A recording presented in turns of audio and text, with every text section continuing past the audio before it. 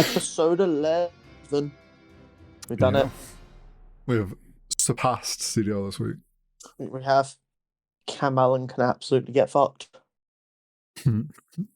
How's your week been, Horace?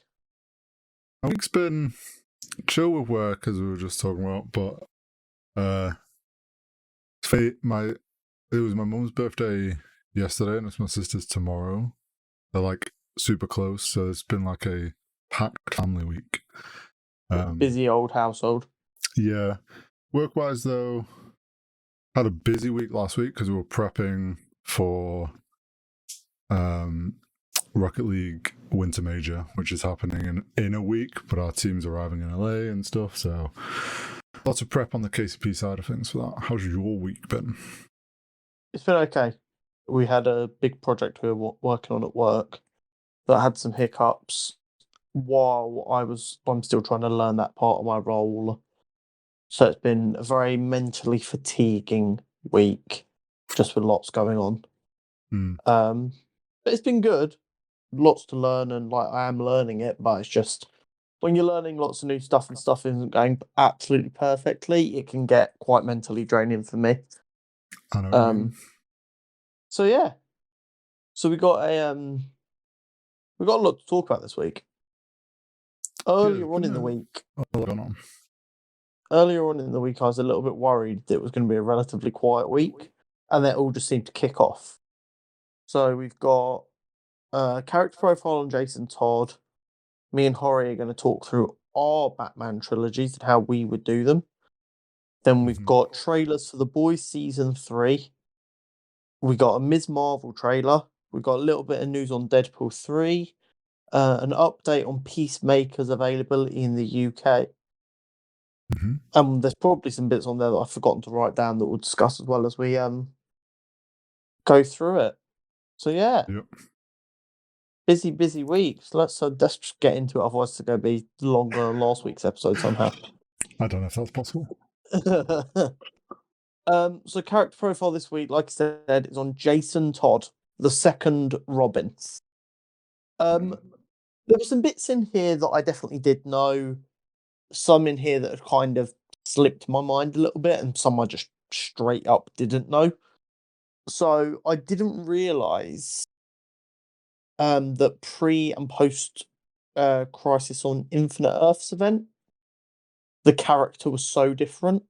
Oh. So pre-Crisis on Infinite Earths, he was essentially the exact same as Dick Grayson. Okay. So he was a gymnast in a family circus known as the Flying Todds, and then got adopted by Bruce when they died. What a name. The only real difference was that he had bright red hair. And then when Dick gave him his Robin costume, he dyed his hair black. Okay. He was really energetic, happy, lots of energy, proper cheerful kind of. How Robin, when he's young, is always kind of portrayed, like lots of energy, quite bouncy and happy. But then the character that we know today was really revamped post-Crisis. So they changed it from, instead of he was coming from a circus family, his father was now a petty criminal who got arrested and then never came home. The classic. And his mother was a drug addict who ended up accidentally dying of an overdose. The big classic. Yeah, like proper change in direction. Yeah. His first interaction with Batman was when he was trying to steal the wheels off of the Batmobile. What? So he successfully got one off, ran away with it, and then was coming back to get the other ones when Batman stopped him. I mean, I'm just impressed that he actually got a wheel off the Batmobile. Yeah. So then Batman tried to put him in a home for troubled youngsters. Also, Bruce Wayne did. To try and support him. But the home was kind of infested by criminal organizations, essentially recruiting. No surprise there, Um, honestly. yeah, it's Gotham. There's young Yep. kids with problems. That's recruiting round. So then Bruce ended up bringing him in and adopting him. Okay. But he was very different to Dick because obviously Dick was very young and had been trained by Bruce and was quite happy-go-lucky. Jason was impulsive and reckless and angry all the time because he felt so wronged by the world. Hmm. And he also kind of had this bent sense of what is right and wrong because growing up with a father who wasn't there and a drug addicted mother, he had to steal to eat. So while stealing is wrong, he also viewed it as necessary. Yeah. So because of the trauma he'd gone through at such a young age and still being so young, he had a really rough sense of what was right and wrong. And actually, this version of Robin originally wasn't that popular with fans. They I didn't can like him. I can see why. It's a bit of a different direction compared to what they used to. So then we came up to the Death in the Family miniseries, Mm. during which we found out that Jason's Todd mother wasn't actually the woman he'd grown up with who'd overdosed. What He twist? managed to track her down, and she was actually working as a missionary out in Ethiopia. He went out and That's totally found different. her. Yeah, he went out and found her and actually found out that she had been embezzling from the charity. Right. That the Joker had found out about it and was blackmailing her for medical supplies. Interesting. And then as part of that, the Joker tricked her into sending Jason Todd as the Robin into his arms, essentially, into a trap. Oh, okay. Yeah. So everyone knows that the Joker then killed him with a crowbar. It was pretty fucking brutal for the time. Hmm. What people sometimes forget is that fans voted on whether he lived or died. Jeez. Didn't know that. DC ran a telephone poll where people could call in and During the choose whether he would times. live or die. And he only ended up dying by like 12 to 15 votes. Should have been a revote. So when you bear in mind like how close that is and how big a difference that then makes to the character after that point, it really is a big, big difference Yeah. in just the history of DC altogether. Yeah, had that slightly shifted the other way, you end up with a complete different timeline, essentially. We are living Exactly. in a multiverse. Exactly. Which led to Batman mourning his death quite badly. Um, and I would say, even though Jason is now alive and well, Batman still kind of mourns Jason before the incident Hmm. because he doesn't view who came back as the same person in a lot of ways. I can Um, understand that.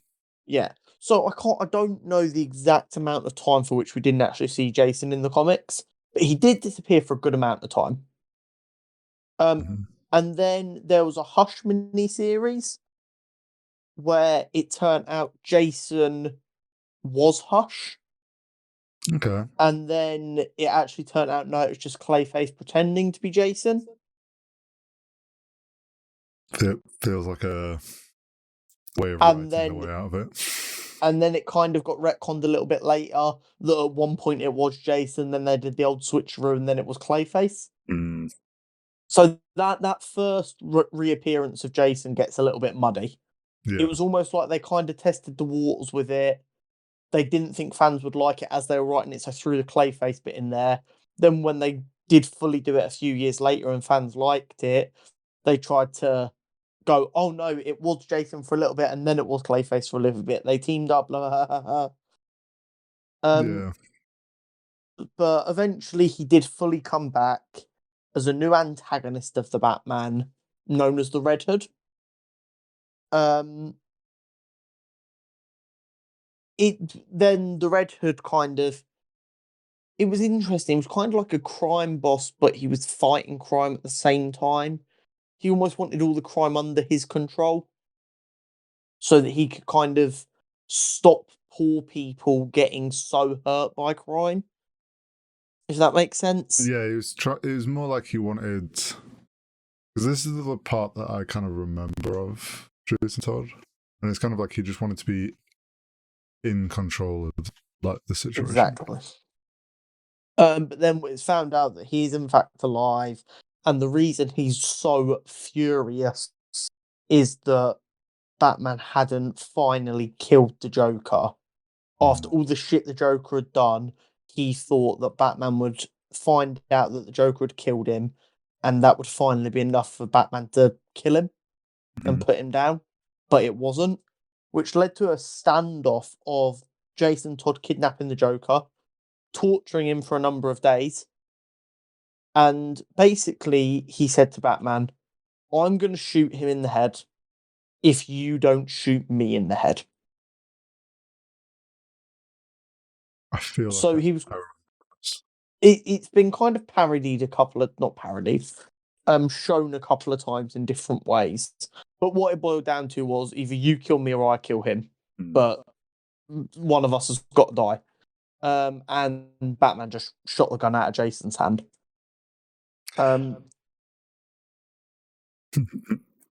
Since the New 52 and Rebirth, Jason is now part of the Bat family again. He still goes by the Red Hood, but he's now got a red bat emblem on his chest. Him and Bruce don't always see eye to eye. He is still very violent with criminals, but they are trying to repair their relationship quite well, as much as they can. Yeah. But very, very different to how they originally had Jason Todd pre-Crisis. Yeah. And also just how different this character could be if the fans would have chosen to let him live. Yeah, it would have changed a lot. Mm-hmm. Interesting though, because I didn't know about the way I know Jason Todd is from like the more Red Hood side of things, so I didn't actually really know about the pre-Crisis. Neither did I. I definitely didn't know he was a redhead pre-Crisis. No, I didn't know that. But very, very interesting. If it was like they kind of felt we're just repeating Dick Grayson again. Well, here's the thing. It was a bit too similar, maybe. They wanted to just go more out there, somewhere else. Well, here's the thing. Fans liked pre-Crisis Jason as Robin more than post-Crisis Jason as Robin. Yeah, but fans like what they know. Yeah, fans don't always know what's best. No, it was just really interesting. Yeah, I get what you mean. So yeah, again, we're probably doing Tim next week unless I have reason to do someone else who I know the least about. But based on what I do know, I think it's going to be again very interesting.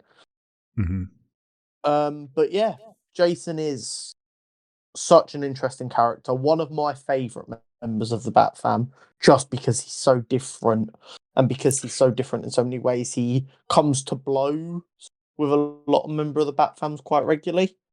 Yeah, he kind of pushes what they're like. He pushes on like the boundaries of what they'll do, which is a nice addition to things. Exactly. Okay.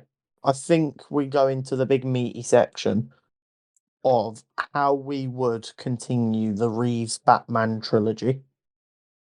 Of which you wrote an entire novel on what you want to do. Yeah. I've got a full on. What's it called? Sales pitch. I've written my brief notes. I will wing everything in between, which is how I do. Do you want to go first then? You know what? Sure. Okay, so we will say spoilers. This just at the moment, just in case we touch on things that happened in the first Batman. I will just put that out there. But going off how the first one finished and how we got the tease of Joker. I mentioned it last week when we were discussing the film, how I wasn't sure if they would go straight into Joker with the second one. I kind of wanted to play on that as my idea, which is more for the second film. It would be more focused on kind of Pattinson as Batman, like developing more as a character and using like Alfred and being more Bruce Wayne. And maybe through that journey he's in the other Batman villains. Because we know that Joker that we saw in the end of the film that was teased is kind of like pre-Joker. But we've seen that Arkham is a thing, and clearly is where he's sending most of these the usual villains that we expect to get sent to Arkham. So I'm wondering if the second film more focuses on like some of these side villains that we've maybe not seen ever or for a long time, like Mr. Freeze, Poison Ivy, maybe some of these more interesting kind of like side villains that maybe we get a few of them to help sell this like character development of the Batman. And then I'm thinking that like builds into the third film, which is where the Joker becomes like the Joker and becomes the main villain.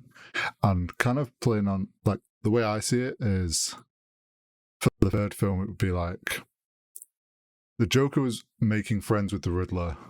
So I see him throughout the second film is making friends with all these other villains, and it's some like big group breakout of Arkham, or there's some, or maybe like the Joker gets out and there's a whole thing there, and it ends with maybe like a group, like Joker breaking out all of his friends from Arkham and kind of re-unleashing all these villains on Gotham.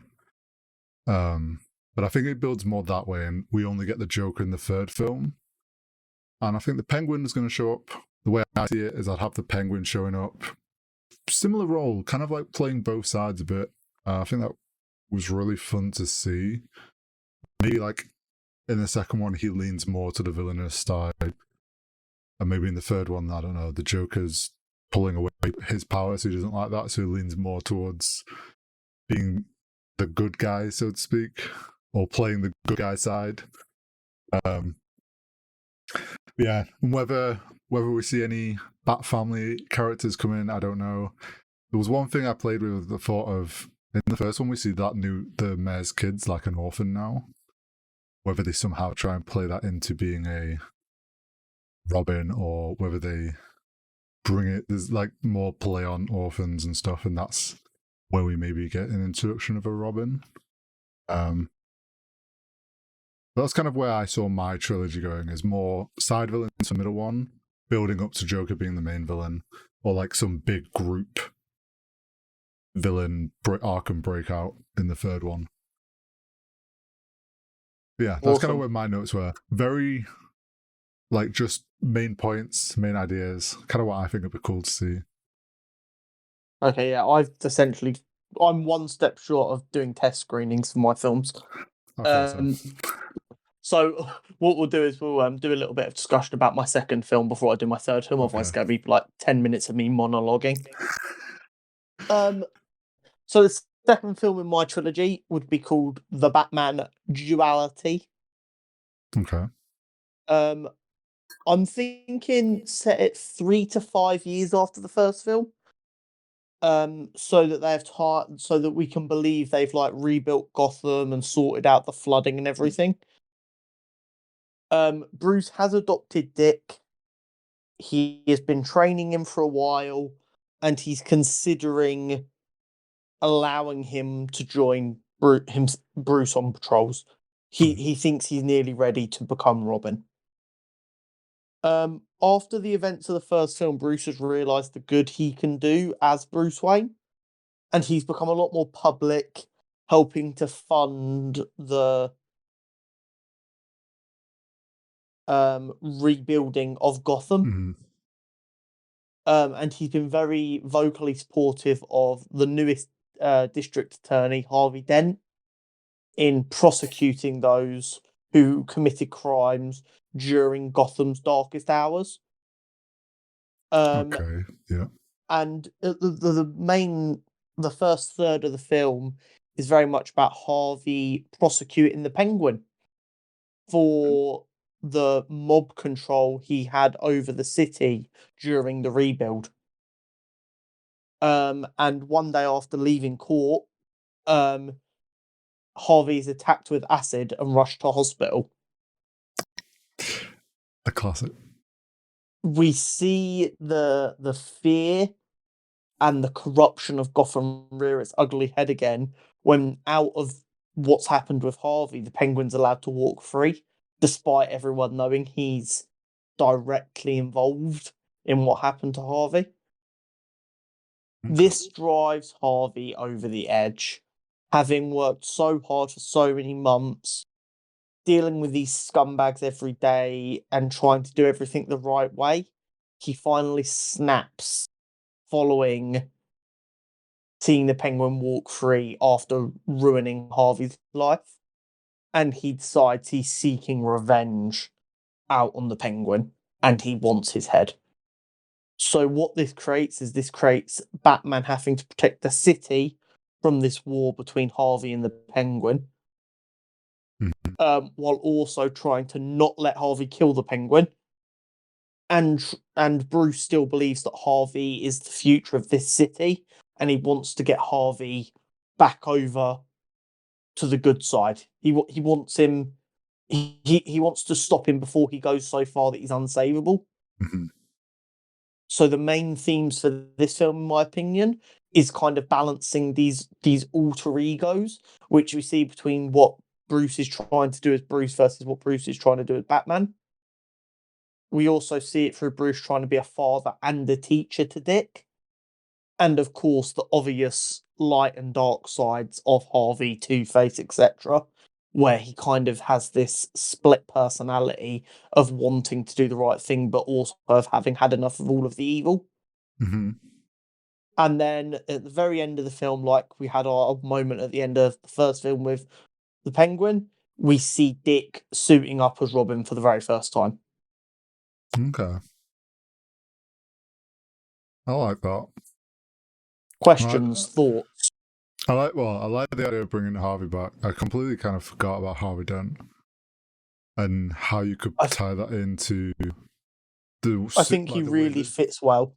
Yeah, I think the idea of using him as like during the rebuild stage of Gotham makes total sense, and kind of a part that I think like my similar idea really with like I was more focused on having all the side villains. It's kind of that I think we both have a similar idea of like the period of Gotham being rebuilt, where it's like cleaning up the streets sort of idea. Yeah. Which I think is key to building Batman's character. Yes, definitely. And I do like the idea of like bringing in Dick Grayson and having like the Robin coming in the second film. I think that's cool.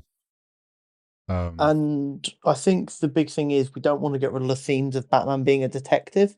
And I think Harvey's intelligence will really lend us to still being able to have that kind of what's he going to do next feel to the film. Yeah. I wonder if... Well, I suppose like you could do all sorts with like a way of... You could drop like so many Easter eggs as to who Harvey Dent's already put away and stuff.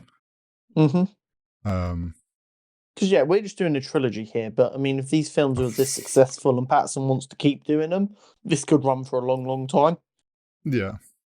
So yeah, if they decided one trilogy wasn't enough, having Harvey there, having cleaned up the streets in between 1 and 2, allows you to have a lot of people able to break out or be released for 3, 4, 5, 6 and onwards. I like the idea of... I think definitely like I'm on board with your idea about bringing in Robin in the second film, because it is something we haven't had for a long time, and I think it helps with that detective side as well, because it means he can be doing more. Like it helps give more reason to being in multiple places at once and finding out information from multiple places. Plus, it allows him to lean into that Bruce role more. Yep. Okay, my third film. Mm-hmm. The Batman Parliament. Oh. Now, it's set, again, a few years after the second film. I'm liking these kind of medium-length gaps of time that allow us to do changes in between to what's going on with the characters without having to show all of it.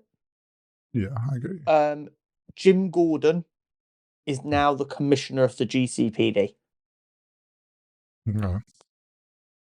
We can either have that happen off screen, or one of the first scenes of the film is him becoming the commissioner. Bruce Wayne has once again stepped up his devotion as a Gothamite to helping the city be even better. And he is publicly backing and endorsing a mayoral candidate. Mm-hmm. And Dick, at this point, has taken over most of the standard patrolling of Gotham, with Bruce just joining to assist when it's necessary, or when he has the time to do so, or when there's something big going down. Yeah. So Robin is almost the sole night-to-night protector of Gotham at this point. Okay.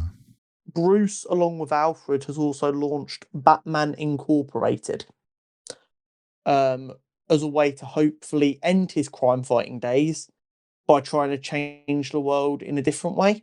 So in the comics, Batman Incorporated is like a charitable organization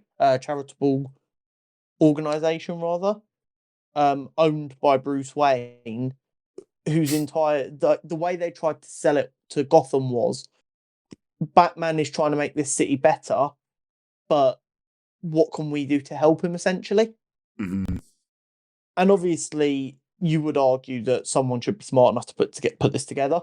Yep. But the whole idea is just, it's named Batman Incorporated because Batman's the reason it started.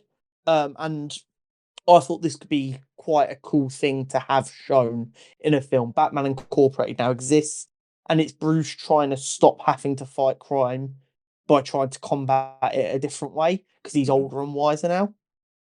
Yeah. This is all probably like the first half an hour or so. We're seeing this. We're seeing Bruce just tired and wanting to see the end of this and not sure how to do it. Bruce is relaxing in his study, going over some paperwork for Batman Incorporated or the mayoral candidate or Wayne Enterprises, or maybe just paperwork for all three just strewn all over the desk. And someone attacks him from behind. He tries to kill Bruce. The assassin clearly underestimates Bruce a little bit at first, not knowing that Bruce is Batman. And quite a fight ensues with obviously like books and stuff in the study getting thrown about. And then just before the assassin's actually about to kill him, he just says the court sends its regards. At which point, Alfred kicks open the door with a shotgun and shoots the intruder. Okay. Dick is then seen coming back into the Batcave from a patrol, not knowing what's happened, to find Bruce and Alfred doing an autopsy of a body that's very strange. It seems to both be the body of a 21-year-old in peak physical condition, but it has the scars and that of someone who's lived dozens of lifetimes. Okay. And it's wearing quite a strange suit that's got like this kind of feathers coming from the head and goggles that make it look like it's got like an owl's eyes. And then Bruce explains that as a child, as most people his age did as a child, they heard stories about this secret order that had been ruling over Gotham from the shadows for centuries. Mm-hmm. But Bruce could never find any evidence that actually existed. He always believed they were just a fairy tale. That the Court of Owls couldn't possibly exist because Batman would know. Yeah. And we get this kind of ability to see Bruce struggling, to believe that these people have actually been here this whole time and he's never been able to find them and prove them. And almost through his own arrogance, believing he's so good that he would have found them. So if he hasn't found them, they can't exist. Kind of creates this debate within him of, should I keep looking into this, or is someone just trying to scare me off? Mm-hmm. Is someone who doesn't want my candidate to win pretending to be the court, hoping that I'll run away scared? And what we get to see through the film is these attempts on Bruce and the mayoral candidates' lives and Alfred's life as like the leader of Batman Incorporated makes Bruce finally come to terms with the idea that the court does exist. This isn't someone just trying to scare them. This is the court in action because they don't like what Bruce Wayne is doing to Gotham. Mm-hmm.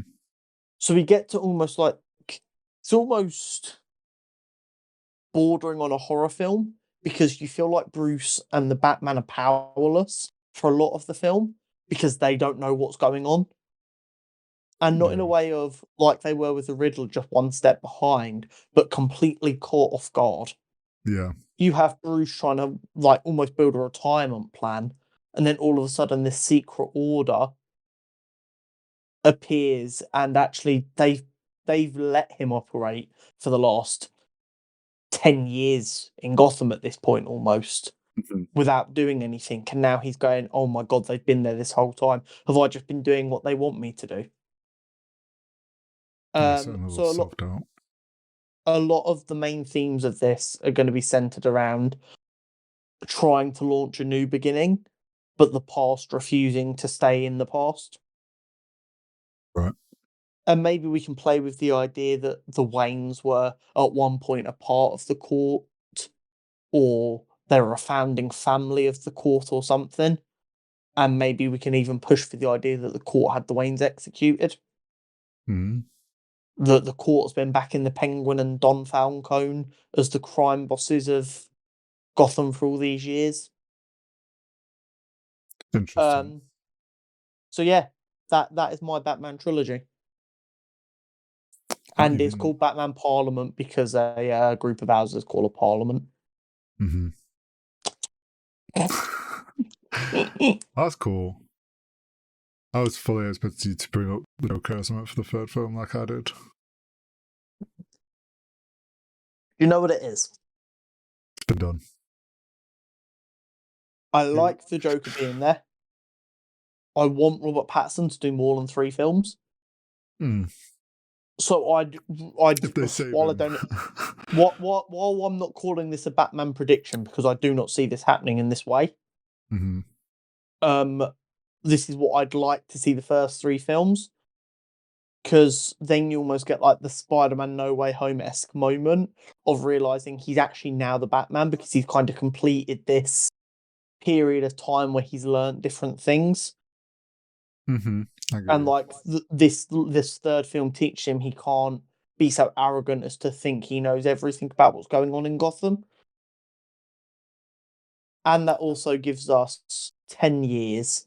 We've not seen his first 2 years, 3 to 5 years, and then another 2 or 3 years. So we've not seen like over half of his career. He could have fought the Joker a couple of times in there. Yeah. That we just haven't seen. And then that allows us to have a big moment with the 4th film of it feeling like it's coming to a tipping point between him and the Joker. Yeah. Because I definitely do not want to see Batman and the Joker like feeling each other out on screen again. Yeah. I want it to feel like they're like old enemies fighting again, not enemies fighting for the first time. Yeah, I get you with that. And I mean, we were already kind of given the indication that they've already met. Yeah. So I like your But yeah, idea though of taking this like a more direction of him being more Bruce than Batman. there's a real sweet spot you've got to hit in there. Yeah, because obviously otherwise people just go, well, this is a Bruce film, not a Batman film, sort of thing. But I think if we're Well, I think if we're ever going to have an actor who can pull off a really believable Bruce Wayne trying to do good and realizing it doesn't have to be as Batman, I think Robert Pattinson is the actor who can make that work the best. yeah, I think Um, there's definitely like, it felt after the first film like there's definitely that character development opportunity there of building, because he clearly showed he doesn't care to be Bruce, so then being able to show him build up and understand the value of Bruce and being like, okay, look, I can do so much more in different ways as Bruce and not need to be Batman. And like going with your idea of like bringing in Robin early in the second film, like helps we get to see that transition of him kind of like handing the reins over as well. Which but the clearly thing seems with that is interesting. if after say them three films that I've put together, they decided Robert still wanted to keep going, and they've set it up now so that Bruce realizes he just can't give up being Batman. What you can have then is you can have the actor playing Robin says, right Yeah. then, if you're not going to give up and leave it to me, I'm leaving. And he gets to become Nightwing and go over to Bloodhaven. Mm-hmm. And then that gives you the opportunity for Batman to bring in Jason Todd. And you could make the fourth or fifth Batman film a Death in the Family. Yeah. Yeah, if you were to go like your route, you could definitely shift to bringing in Jason Todd, and then you got the whole thing with him and the Joker. And Especially if they keep like, say they release a new Batman film every 3 years, but they always put in like a 4 year time hop. What that does is it always gives Robert Pattinson another year younger than Bruce Wayne, which allows them to keep him as Bruce Wayne for longer. mm, And that means by the time they get to that, Dick would be 17, 18. Another 4 year time hop, you could have it so that Jason's been Robin for a year and it wouldn't be outrageous. yeah, And that gives you enough time to kind of play with these things.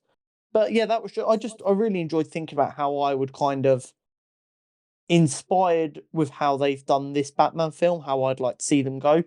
Like I said to you, I think before we start recording, the only things I've written down there that I am not happy with having reread are the names, but I couldn't think of anything better than that. But that's why I don't make films. I know. I think your idea is super interesting. I definitely went more with the idea of, okay, it's Detective Batman. Let's just chuck a bunch of villains we haven't seen or not seen for a while. So then we get to see him like figuring out that stuff. To be fair, a Batman running like a gauntlet of villains for a live action film could also be super good Well, if they did it right. yeah, I think if they did like a good mix of like 3 or 4 villains for the second film, and he's having to balance like, and it's all going on at the same time, like that kind of trying to figure out who's doing what's linked. Like, oh, I'm chasing this person and trying to deal with this, and then this other person's kicking up a thing across town, and like that point of being like, how am I supposed to manage all this? Then kind of does lead well, I think, into the idea of maybe bringing in a Robin in the end of the second film, of being like, look, I need more help. And there's this like he already knew Dick Grayson and like was sort of training him a little bit throughout the second film or something. And there's like kind of that realization of, I can't chase all these villains on my own. Like it just gets like, sometimes it's just too much, because obviously he doesn't want Gotham to go into absolute chaos. Yeah. Do you know what I think the difference of our stories is? The Batman comics I've read that you haven't. And that's not a slight at all.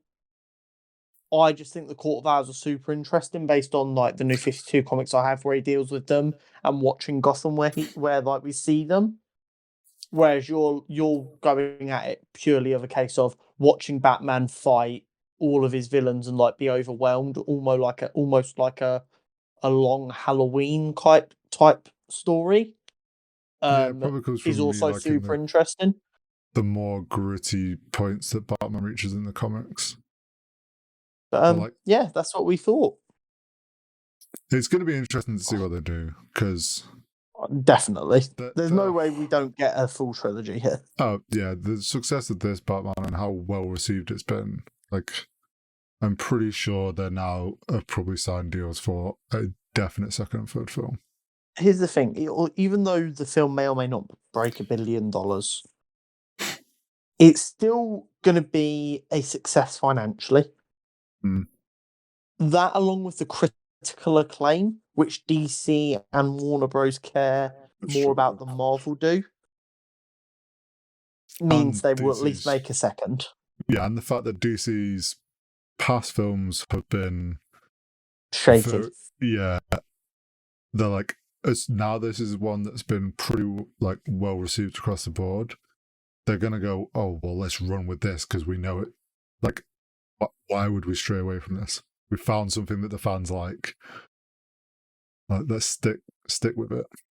So anyway, let us know which trilogy you would rather see out of the two, or feel free to just go both your trilogies. Sounds crap. Let Matt Reeves do the writing.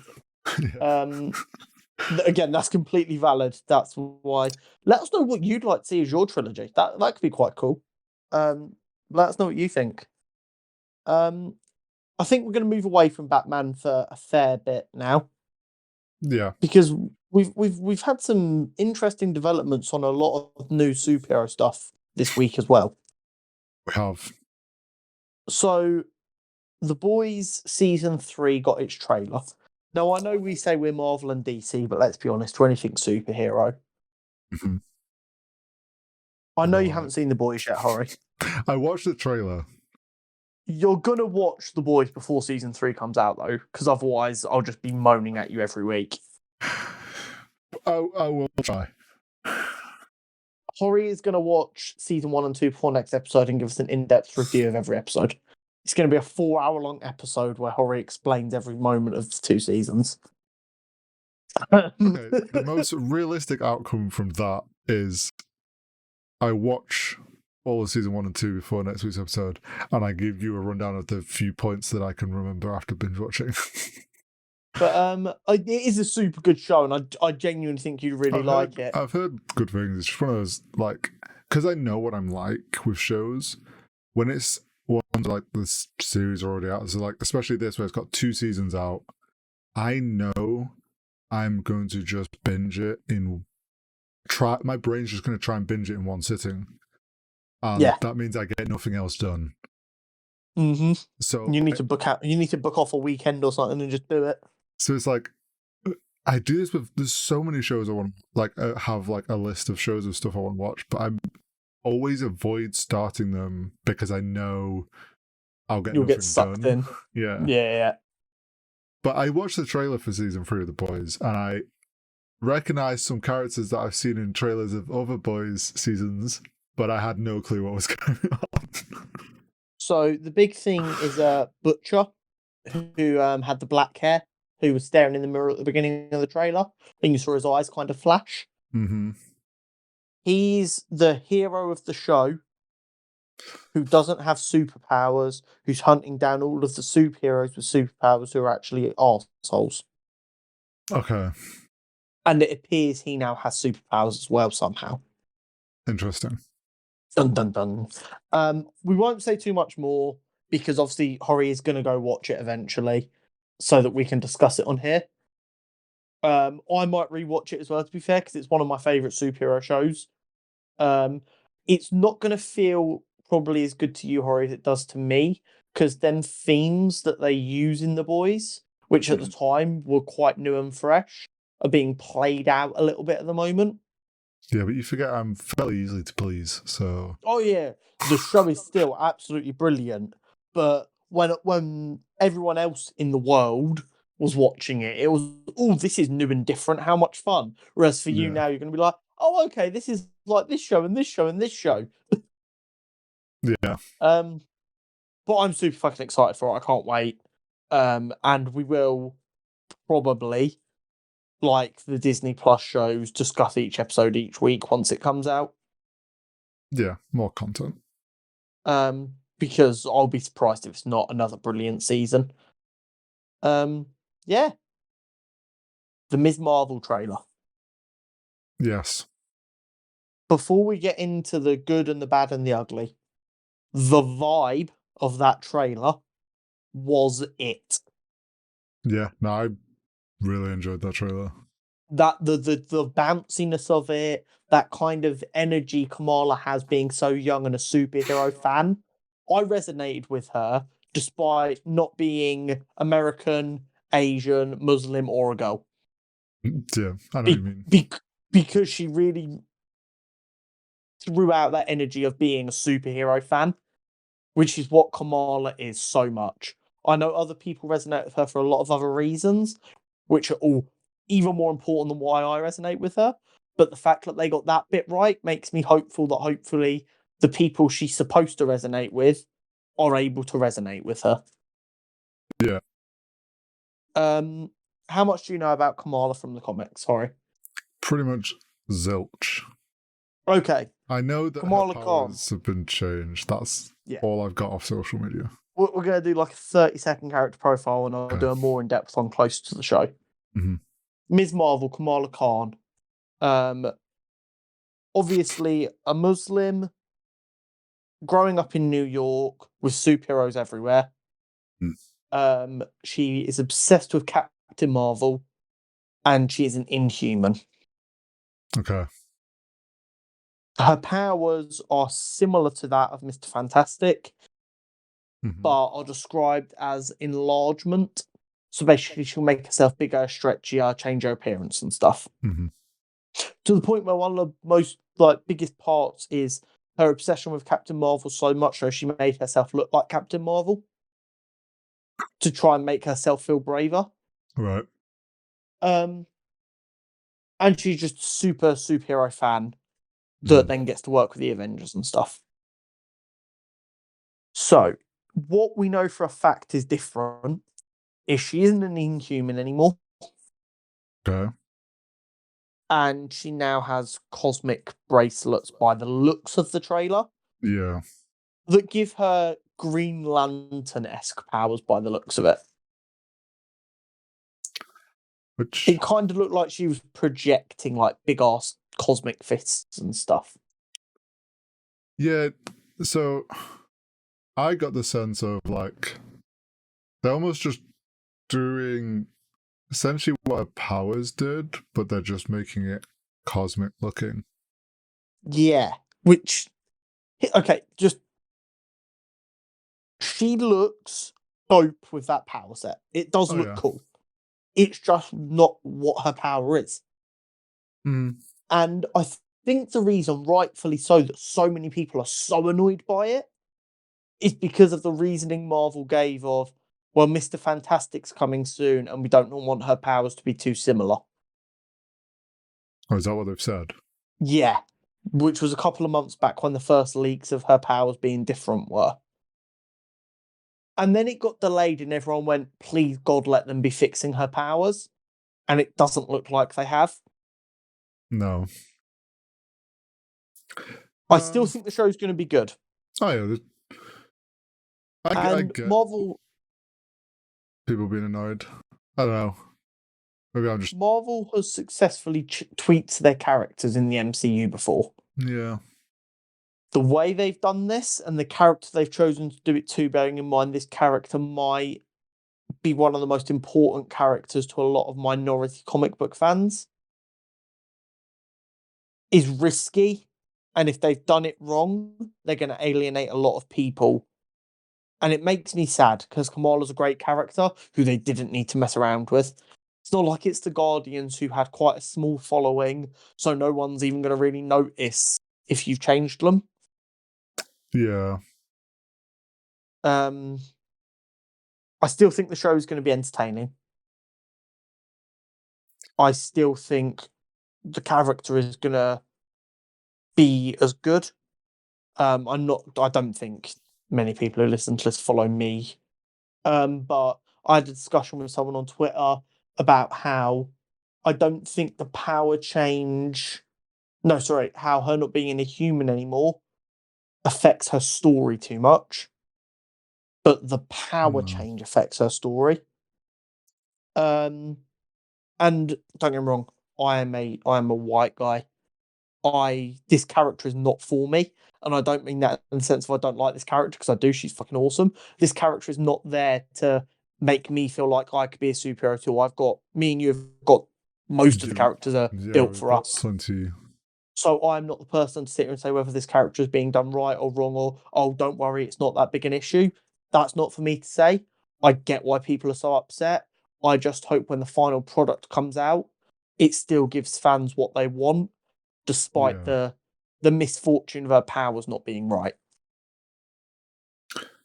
Maybe I'm just too easygoing, but like, and maybe it's also because I don't really know the comic.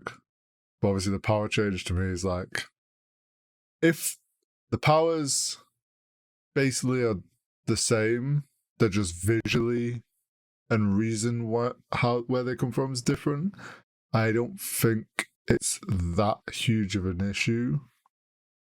It's not like they're changing her from being like, I don't know. They're not like changing her from being Captain America to Tony Stark. Like, I get that. It's still from what I've read and people describing her powers, and then what I saw in the trailer. Visually, all kind of seems like the same effect of a power in a way, just visually shown differently. I do get what you're saying. I think a lot of people's issue comes from the fact that they've changed the little Muslim girl's power so they don't step on the toes of the white guy's power. I get that. And it's just a bad fucking look. Regardless of whether they end up executing it perfectly and everyone decides they prefer this version of the character, the way they've gone about it is fucking dreadful. And yeah, that I mean, sucks. if they'd given any, like, if they could have quite easily just given, I don't know, they could have said, with the way that they've developed VFX studios, like, they feel they can portray this better in VFX than just, like, a stretch, like, thing. It's just funny to me that we've had, like, what, in Endgame we had 3 different kind of Iron Man suits, essentially, with the Rescue Armor, War Machine, and Iron Man. Mm-hmm. But heaven forbid we have 2 stretchy people. We're getting our second Hulk. I mean, Thor Love and Thunder's about Thor and then Lady Thor. It just seems strange for that to be the character that you don't want 2 of. Yeah, it also feels like such a weird response. Mm-hmm. It makes me question if that is the legit reason, or if that was just someone in an interview said that and they misspoke. Because that's happened before, where someone's misspoke on something that wasn't really the case on why something was done. Do you know what I'd love to happen? And don't get me wrong, I'm going to tell you right now, if it does happen this way, I will call them for copping out, because it is a cop out. But I think this is the best way to resolve the situation with a cop out. She has the cosmic bracelets that basically give her the same powers but make them look all cosmic. And then her being exposed to them trigger an inhuman gene in her, which then gives her the same powers anyway. Yes, it's a cop out, but I'll be honest, although the cosmic kind of stuff does look cool, her physically enlarging with the big hands and stuff would look 10 times cooler if done right. See, that's what, like, I wonder if it's easier for them to sell the cosmic effect. Maybe. So maybe that's one reason why they went that way. I also wonder if that, But I mean, And if I don't that's the case, then they should be worried about how they're going to show Mr. Fantastic as well, shouldn't they? There might be. We haven't seen anything for Fantastic Four. Maybe it's all going wrong. I don't know. That would be quite funny and make me feel less worried about Ms. Marvel if it turns out we don't Fantastic Four film. We don't see Reed stretch once because they can't work out how to do it. I also wonder, and I think I read, maybe it's because I read this online of someone. I can't remember now. I think I might have read someone similar idea. Like the whole idea of the bracelets is to tie it into the storyline easier with Maybe the Celestials and the Ten Rings, and like it's all kind of like gives an easier path to link it all. Don't get me wrong. I liked that for a long time Marvel fans were accepting of change from the comic books for characters. Whereas DC fans were always like, do the comic or don't bother. And I'm not necessarily sure that I like this view change as a whole, but in this instance, I fully get it. I'm okay for it in this situation. I get people's frustrations, but I don't want to see people moaning about changes from the comics becoming the norm, if that makes sense. Yeah, I get you. Anyway, on to our next bit of news. Yes. Deadpool 3 has its director. Sean Levy, is that right? Sean Levy. Same man who directed Free Guy, so has worked with Ryan Reynolds before. Okay. I don't know if you've seen Free Guy. It's on Disney Plus. I haven't, but I saw plenty of stuff about it. So I mean, it's definitely supposed to be a kids' film. I definitely don't care. It's fucking brilliant. It's funny. It's Ryan Reynolds being effortlessly funny. It's kind of like the Lego Movie kind of vibes, if that makes sense. Like, you're sitting there watching it, fully aware that they've probably made this for kids, but not caring because you're having such a good time. Yeah, I get you. That's the kind of vibe it gave me. If Sean Levy it's like, I can't imagine Ryan Reynolds would have, because I'm pretty sure he's an executive producer and has a say in the director. I can't imagine he would have done Free Guy with him and then okayed him coming on as the director of Deadpool 3 if he didn't think Sean could do a good job. Oh yeah, it definitely feels like he's come on because Ryan Reynolds knows who he is and worked with him. That's probably why. Exactly. Exactly. Ryan's probably worked with him on Free Guy and gone, yes, I like this. They probably chatted about Deadpool 3 while working on that film. Quite possibly. Very, very, very likely. Free Guy was a ruse just to get Sean Levy the ability to talk to Ryan Reynolds about Deadpool 3. The fact that Free Guy did so well is purely coincidental. Yeah. You've also got to remember, though, to keep... I mispronounce the name every time. The director of Thor Ragnarok and Love and Thunder. I know who you mean, and I can't remember. I hate it. I hate saying people's name when I can't pronounce it right, because I just feel like an arsehole. But he was in Free Guy as the bad guy as well. So having someone else who is very popular within the MCU community for being Korg and directing Thor and stuff. Yeah. Also working with Sean Levy. You find yourself going, it's a natural progression for him. And I'm so excited that Deadpool 3 is finally on the move. Same. Because it's an itch I've been dying to scratch. Hope they stop dancing around the X-Men budget and actually just go at this point, we at least have to have a Deadpool Wolverine moment, and if we don't, I'm gonna be pissed. I won't be surprised if they use Deadpool 3 to cement who the new Wolverine is, but still have a Hugh Jackman cameo, but as Hugh Jackman because Deadpool. I'd love a Deadpool 3 this is just my personal. I'd love if it has Hugh Jackman and him and the Wolverine banter. And then I also want him to meet Spider-Man in Deadpool 3. And they can have that little bromance going. Do you know what it is? Spider-Man and Deadpool does need to happen, but it's just so difficult to make it happen because of who watches Spider-Man and who watches Deadpool. That's why I feel like it needs to happen in a Deadpool film. Yeah. So the problem is you'll get Karen parents see that Spider-Man's in it, take their kids to see it, and then lose their mind. Just don't show it in the trailer. Just have it as like a little moment that happens in the film where they meet. Yeah. I'm fully with you. I just know I'd get annoyed by people on the internet going, I took my 3-year-old to watch the new Spider-Man film.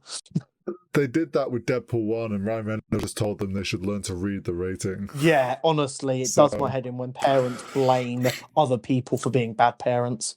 But anyway, that's a whole different story. Last bit. Oh, sorry. I was just going to say, just exciting for the Deadpool 3's in production, finally. Yes, very, very exciting. Peacemaker is finally coming to the UK 6 years later.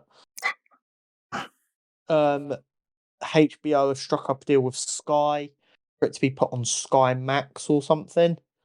I believe all episodes are going up on like the 22nd of March, so 4 or 5 days from now. My only hope is if that also then means it shows up on Now TV, because Sky and Now TV have a lot of crossover. Hopefully. If not, I'm screwed. Do we have anything else before we get into the Superhero Showdown? I have a couple of notes. One is that Daredevil's new season has started production. Oh, has it? Daredevil? They've announced they're starting the Daredevil Disney Plus season production. Oh, I haven't seen that anywhere. Are you sure you've not been debated? I am pretty sure. Awesome. I'm going to take you at face value here. No, I'm just going to take you at face value now. If you backtrack on this now, never going to forgive you. Yeah, no. I know all the Netflix stuff went live. Production. Wow, look at that! Didn't even know that. Whether very much, production means it's just script writing, in it. Yeah, so it might just be that they're finally sitting down and figuring out what the hell they're going to do. Yeah, because all the Netflix stuff is now on Disney Plus, isn't it? As of like yesterday or the day before. And I know that Charlie Cox did something recently. It might have been like South by Southwest or something like that, where he's on some panel, like he's on some stage doing an interview, and he was talking about. They asked him, "How does this new Daredevil compare to where he ended?" And kind of just said that like he's just in a different place, which some people read as, "Oh, this is a different multiverse version," but then some people were like, "Well, no, it's probably just super, like a lot later in the timeline now that he." The last time we saw him, he is not in that mental place anymore. Yeah.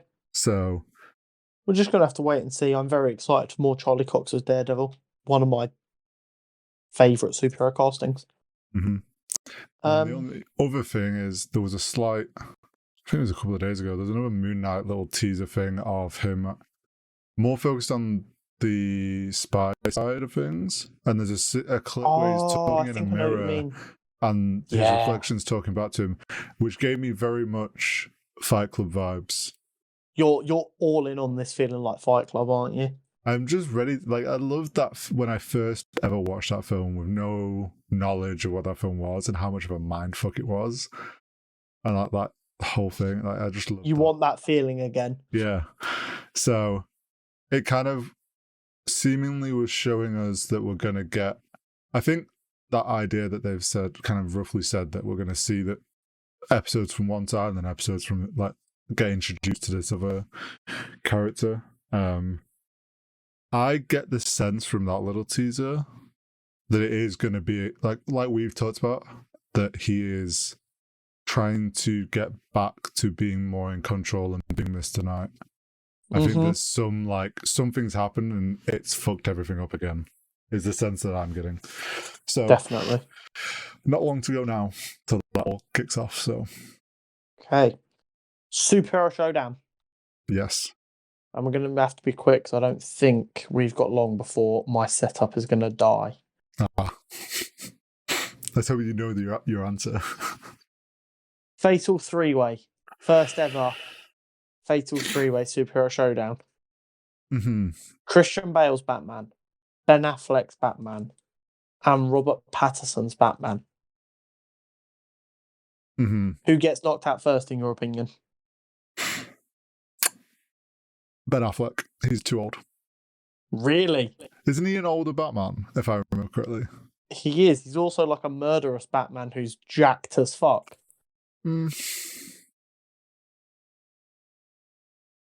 It's your opinion. I was just asking what your opinion was. Well, it's like I've been thinking about this for a lot of this, and it's either because I was more thinking who's out first, and I was going like it's either Ben Affleck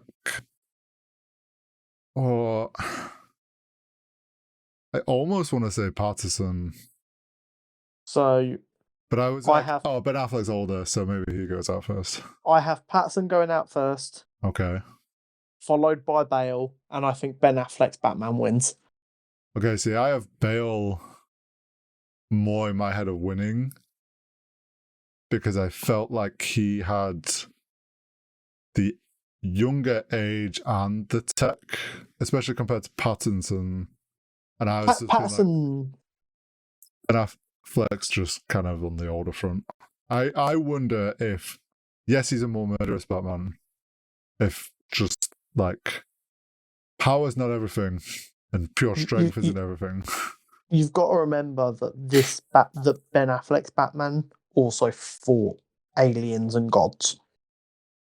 Yeah, but I always want that experience. True.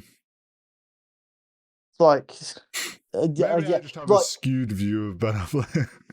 Maybe, but like you saw in my rankings last week, Ben Affleck was like right down there near the bottom for me. Yeah, true. But I think in a straight up brawl, Ben Affleck, Batman being a bit more relaxed with murdering people, good point, and the fact that we see him training still and lifting heavy weights and the experience and like the people he had to fight, I think he wins in a fight. I don't think he's the best Batman actor, but I do think he is the most powerful Batman. I think after you said that, I'm going to alter that Pattinson does go out first. Yeah, I think unfortunately for Pattinson, because his only outing's been as a detective Batman, not as a physical threat Batman. So rough for you, pal. But yeah, he definitely goes out first. Bale for his equipment. But you go Bale first. I go Affleck first. I go Bale because his equipment. You're going Affleck because he's brawn. Okay, cool. That was actually pretty tidy. Let us know what you think. I've got a feeling more people are going to agree with you than me, but they are all wrong as well because Affleck would definitely clap Bale and Pattinson. We're all just biased. Yep. Thank you, as always. Again, let us know how you do your Batman trilogy. Let us know which Batman would win in a fight. Let us know your thoughts on all the trailers and all the superhero content coming up this year. Follow us everywhere. Like all of our pages. Tell everyone how great we are. And thank you very much. And I will catch you next week. Have a lovely weekend. Catch you next week.